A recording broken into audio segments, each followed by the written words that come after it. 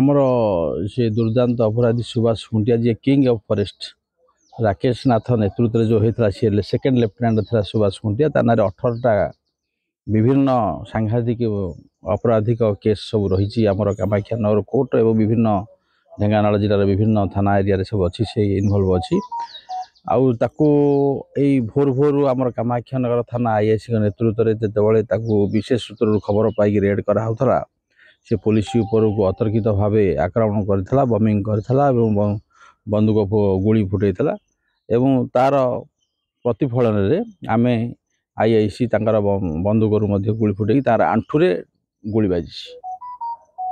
सी बर्तमान आमर you Kamakhyanagar hospital तार सागे सागे आनलु ट्रिटमेंट पे